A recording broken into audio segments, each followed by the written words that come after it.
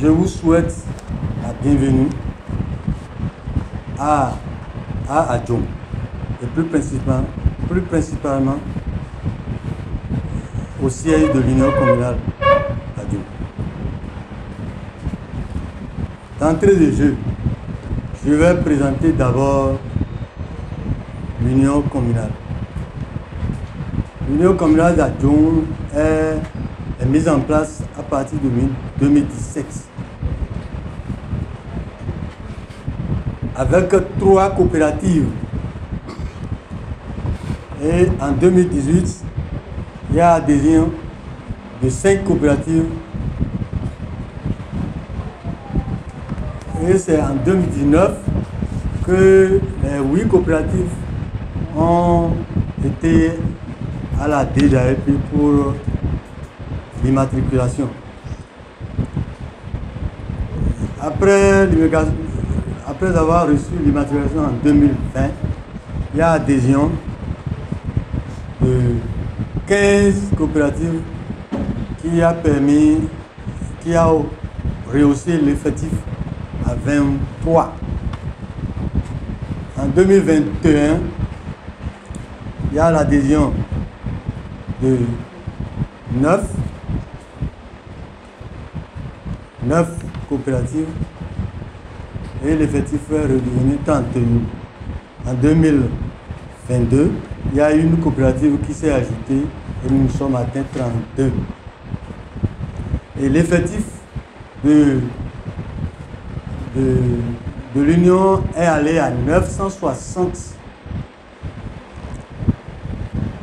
membres.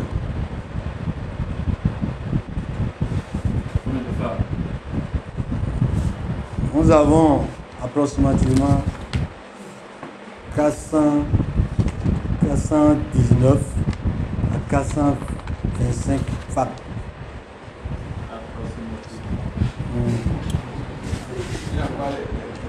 Je n'ai pas le chiffre. Non. Après, le secrétaire va vous présenter réellement.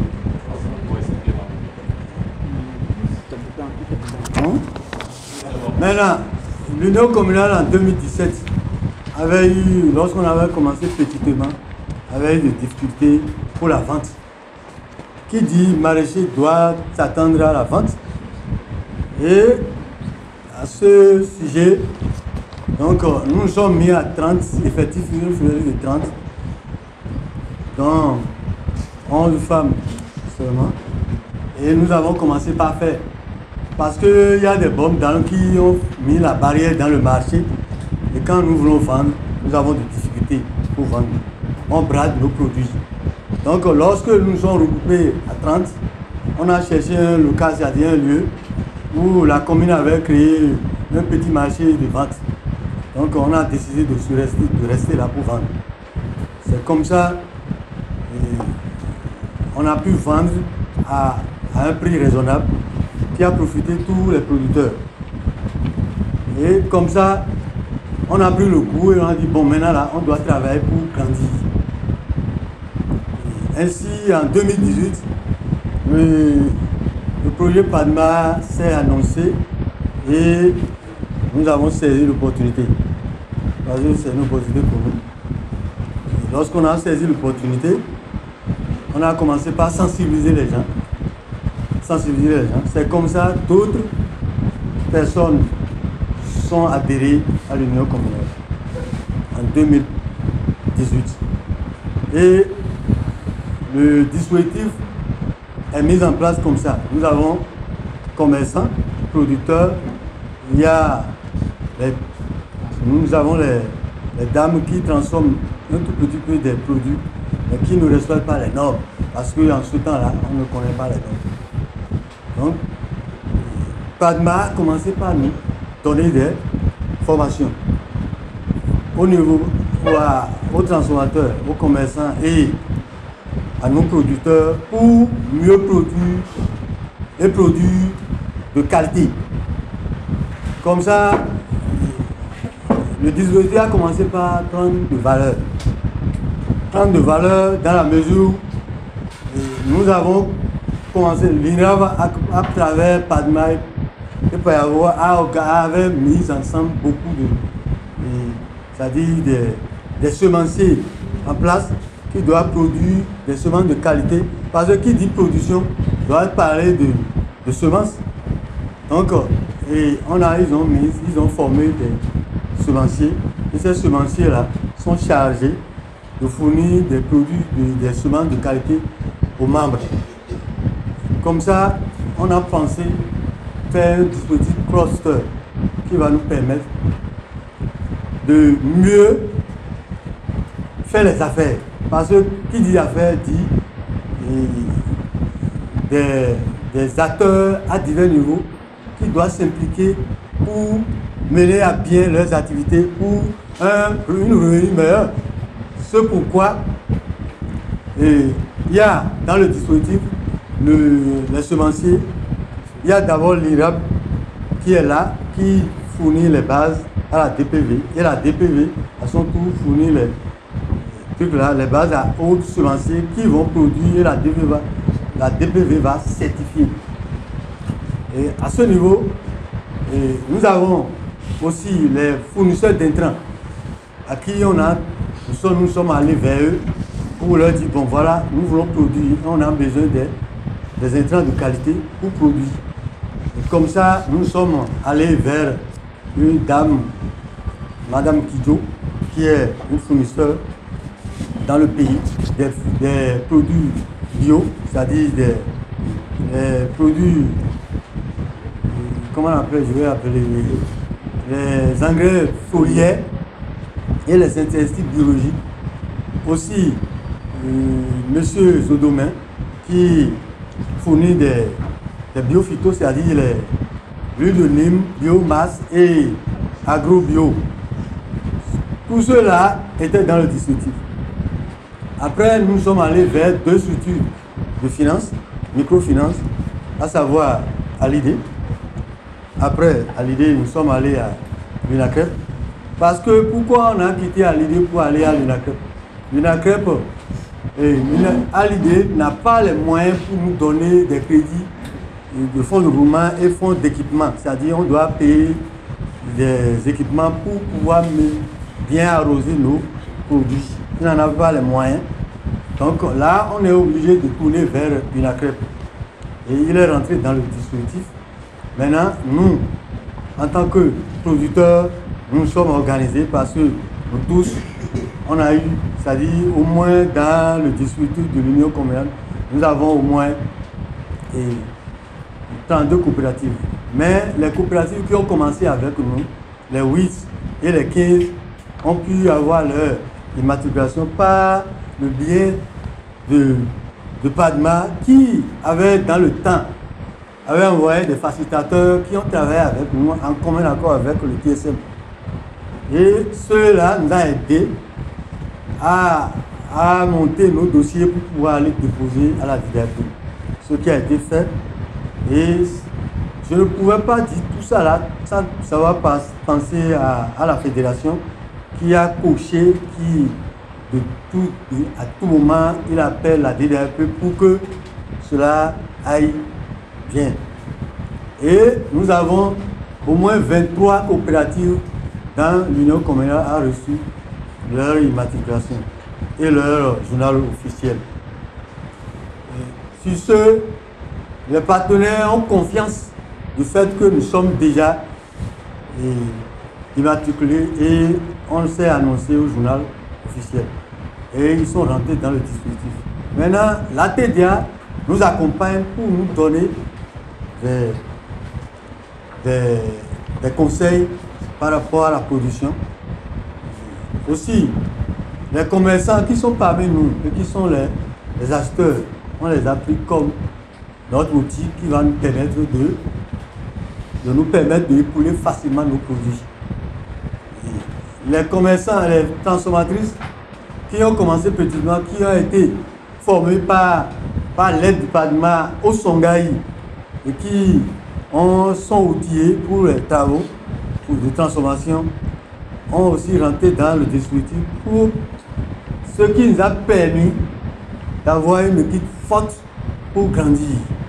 À cet effet, le comité qu'on avait mis en place était de 11 membres et ce comité-là est chargé d'abord de faire la prospection, de mobiliser les produits et les mettre en vente.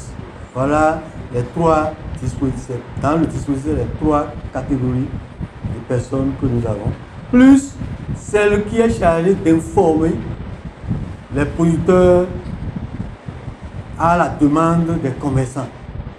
Donc, c'est comme ça que nous sommes mis ensemble et on a commencé par travailler. Et de 2017 à 2022, je vais donner la parole à mon chargé de production.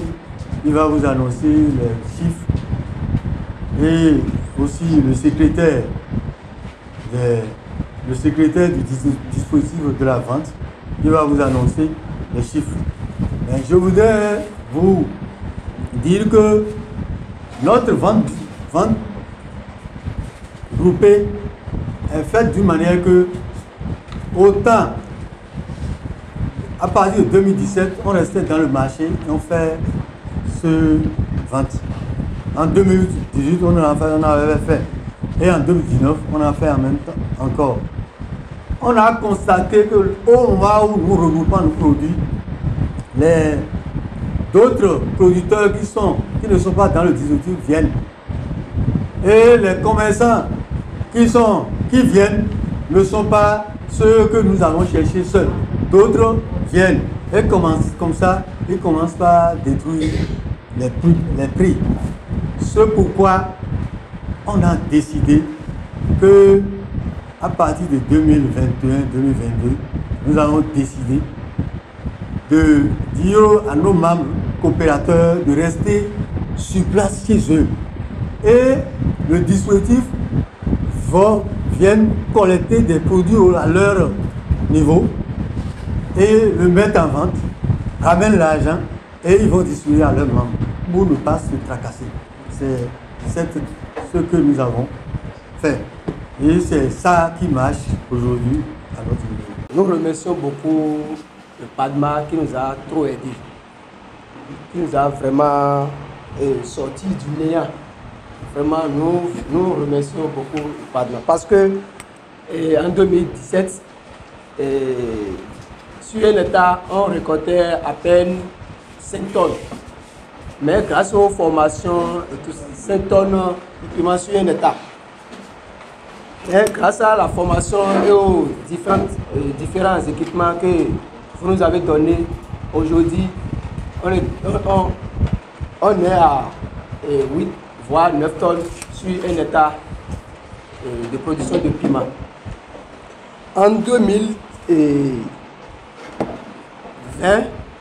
nous avons prévu embraver, en 2020, nous avons prévu embraver 75,5 hectares. Mais au fin, nous avons réalisé 70 hectares. Et en 2021, on a estimé le nombre d'hectares à 302 pour la prévision. Et dans la réalisation, on a fait quelque chose de 274 hectares.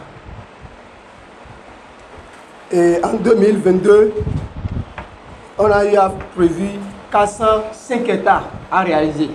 Mais finalement, nous avons réalisé quelque chose de 323 hectares. Et la production en tonnes au niveau de l'année 2019-2020, c'est chiffré à 560 tonnes. Maintenant, au niveau de 2020-2021, c'était allé à 2192 tonnes. Et en 2021-2022, nous sommes allés jusqu'à 2584 tonnes. Donc, nous ne pouvons que remercier Padma. Et parce que quand Padma était arrivé, première phase de réalisation, on a eu à faire 8 hectares de réalisation de l'aménagement. L'année suivante, phase 2, nous avons eu à faire 132,5 hectares. Et en troisième phase, on a eu à faire 71 hectares. Et au total, ça fait au total 211,5 hectares qu'on a eu à faire dans la commune d'Adjo.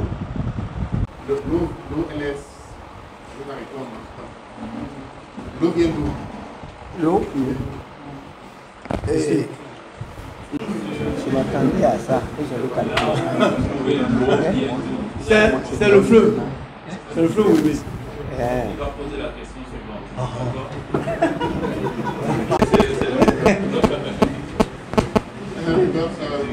Quand on parle des plans surélevés, Oui. est-ce que c'est ce que vous faisiez avant que le projet ne vienne? Qu'est-ce que vous faites plan surélevé auparavant? Le projet a apporté quoi sur le plan d'aménagement? Il a apporté grand chose, beaucoup de choses. Oui. Les plans surélevés que vous faisiez avant du partenariat, Oui. est-ce que c'est exactement la même chose? Ce n'est pas la même chose. S'il y a de quelque chose de nouveau parce que les dimensions ont changé, mais les hauteurs aussi, les hauteurs ont changé un peu. Ce n'est pas beaucoup parce que ça dépend. Nous avons plusieurs couches de sol. Padma est venu, lui il a dit qu'on va faire 0,50, c'est-à-dire de 0 à 50 cm. Ce que nous, on ne peut pas faire ça. Si on fait ça, nous ne sommes pas à travers la pluie, il récolte. C'est pour ça, nous on a demandé à ce que cela, ça doit respecter jusqu'à 0,30 cm. Oui, j'ai participé. Non, non, pas vous en tant qu'individu, les bénéficiaires. Ils ont participé. Parce qu'ils ont travaillé pour gagner de l'argent. En 2018,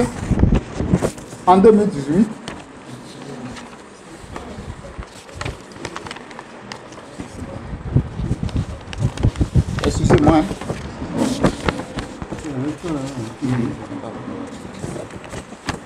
En 2018, 120 tonnes de produits que nous avons mis en vente et les 120 tonnes de produits commercialisés, ça coûte.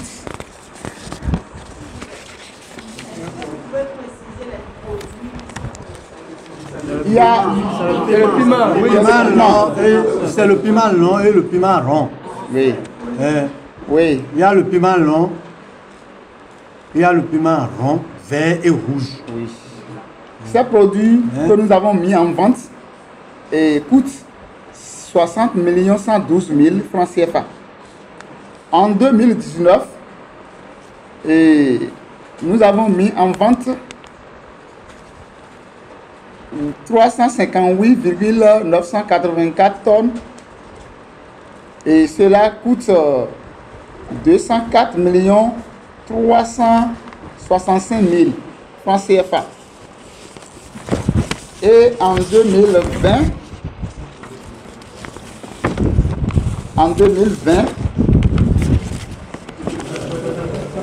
vous m'excusez, hein, nous avons mis en vente 1116,950 tonnes. Et cela coûte 4 484 698 400 francs. Oui. En 2020, 1076,954 tonnes de piment. Et le montant, c'est 484 698 400 francs. En 2021, 1435,936 tonnes. Et le coût total est de 717 968 000 francs CFA. Donc, et en 2022, maintenant l'année qui est en cours, nous sommes à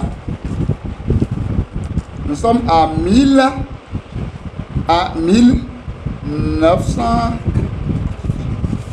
Je viens.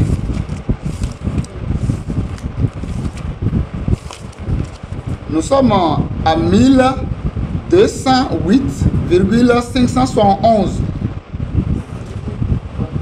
Et on n'a pas fini l'année. C'est en cours.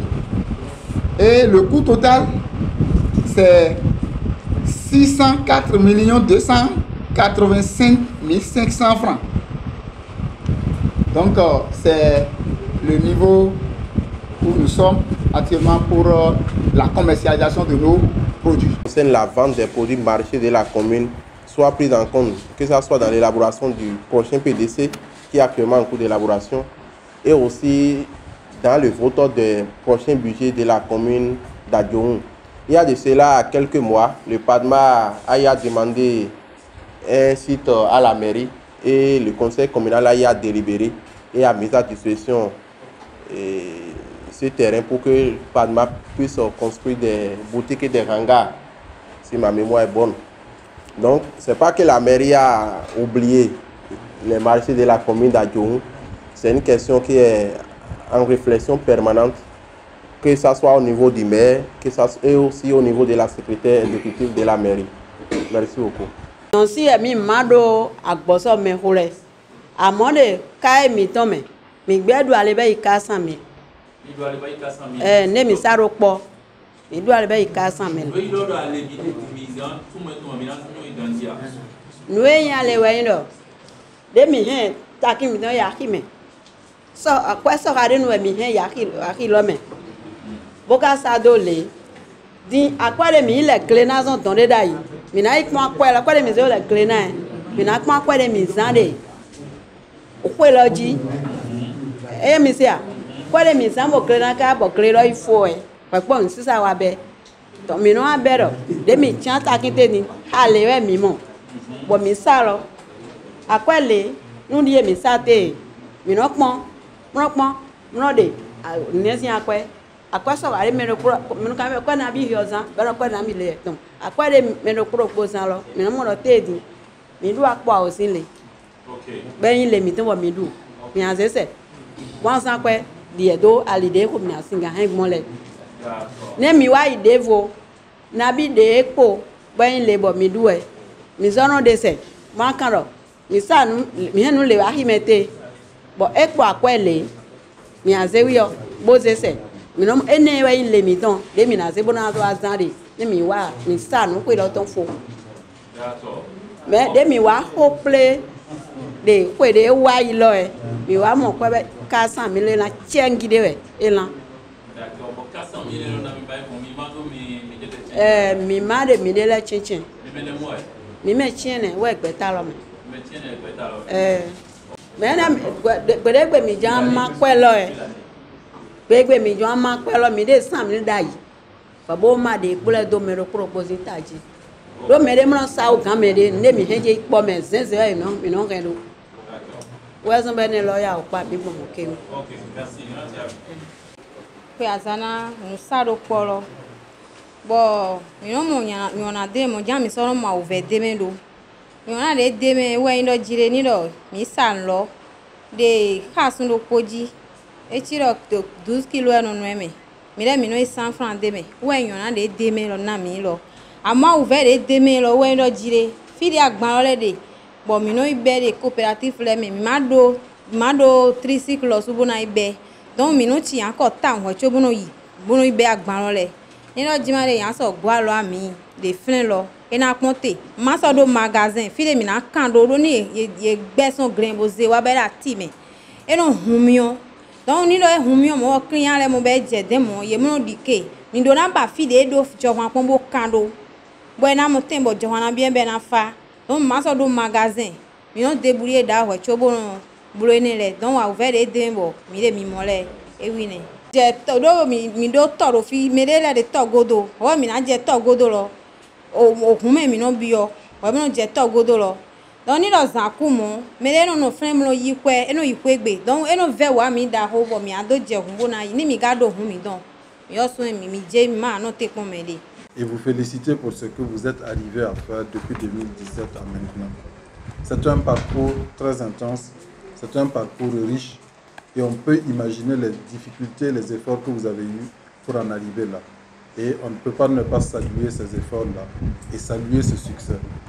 Le seul mot qu'on peut dire, personnellement que je peux dire, c'est que quand on parle du développement de l'Afrique, quand on parle du développement du Bénin, c'est ça. Quand on parle de l'avenir du Bénin et de l'Afrique, ce sont des initiatives comme ça. Organisées, maîtrisées et contenues. C'est ça, c'est ambitieux. Et c'est ça qui fait le futur du Bénin, c'est ça qui fait le futur de l'Afrique. Félicitations. Vraiment, Monsieur le Président, je voudrais vous féliciter. Féliciter votre équipe, féliciter l'Union communale des coopératives villageoises des maraîchers d'Adjoum pour le travail abattu depuis 2017 jusqu'à aujourd'hui. Ils l'ont dit, nous avons été sidérés. Sidérés par tout ce que nous avons entendu ici. C'est pourquoi je dois prêter la voix de mon ministre pour vous dire une fois encore félicitations. Félicitations au nom du ministre, félicitations au nom de tout le cabinet du ministre. Nous allons vous demander de continuer. Continuez par travailler dans ce sens. Le gouvernement offre des opportunités. Vous savez qu'aujourd'hui, beaucoup parlent donc de cherté de la vie. Depuis hier, nous sommes sur le terrain. Je n'ai pas entendu dans aucun groupement, dans aucun comité, qui que ce soit parler donc de la faim. Et quand on regarde, on observe tous vos visages, on regarde toutes vos conformations, on sent que vous ne souffrez pas. Tous ceux qui travaillent ne souffrent jamais. Tous ceux qui travaillent ne souffrent jamais. Le gouvernement va continuer. C'est pourquoi ce travail est initié. Depuis avant-hier, le ministre en charge de l'agriculture a demandé de renforcer les acquis. Ça veut dire que le projet probablement va revenir encore à Adjoum.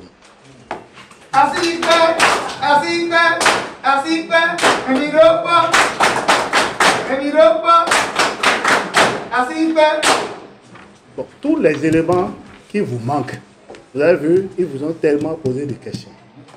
Toutes les questions qui sont posées, c'est pour voir ce qu'il faut faire pour renforcer. Parce qu'on ne doit pas arrêter la course. Partout ça marche, on doit continuer par fouetter. Il a ouvert donc aussi un autre chemin pour vous au niveau régional. Dieu fera, tout ça là, ça va se réaliser. Tout ça va se réaliser. Maintenant, vos collègues qui sont à côté, qui ne sont pas encore bénéficiaires, le projet verra comment, dans la seconde phase, les intéresser pour qu'eux-mêmes, ils puissent tirer donc les intérêts qu'il y a donc dans PADMA. Parce que PADMA, pour nous, c'est un projet de référence, parce que les cultures maraîchères sont des cultures phares pour le gouvernement. C'est des cultures phares pour le gouvernement. Et c'est parce que le gouvernement sait que c'est des chaînes de valeur ajoutées vraiment intéressantes qui se trouvent au niveau donc des cultures maraîchères que le gouvernement dit qu'il va renforcer donc cette filière-là, filière maraîchage. Donc, je vous en prie, continuez par travailler par rapport à l'organisation.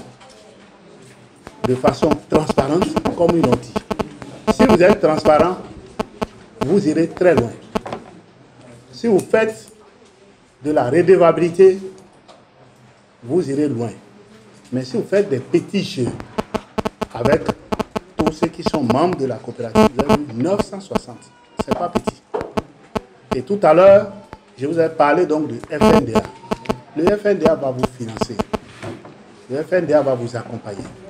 Nous allons porter votre parole au niveau du cabinet pour que le FNDA puisse vous accompagner réellement. Surtout que vous avez déjà déposé donc les dossiers là-bas. Mais, moi je vous ai posé quelques petites questions. La formalisation donc des marchés. Qu'est-ce qui vous empêche de formaliser le marché avec COP? Vous savez que vous allez vendre là-bas, non? Donc, dans la seconde phase donc, du projet, certainement que je voudrais vraiment demander à ce que les techniques de négociation, on mette l'accent sur ça, la contractualisation, parce que si tout ça a été fait, et c'est dans ce document, le FNDA est obligé de vous payer. Ils sont obligés donc de vous financer. Parce que FNDA sait que la centrale COP, c'est une structure formelle, c'est une structure connue, c'est une structure qui est fiable. Vous comprenez?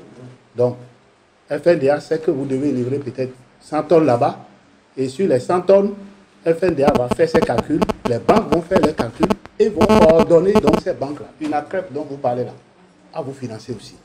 Au lieu de vous financer sur la base de 18%, vous aurez le crédit à un taux vraiment moindre. Est-ce que vous comprenez?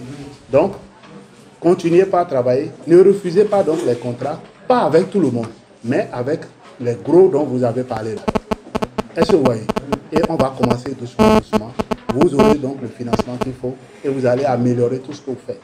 Donc, pour une fois encore, je voudrais vous remercier, remercier l'ensemble des membres de l'équipe de la supervision.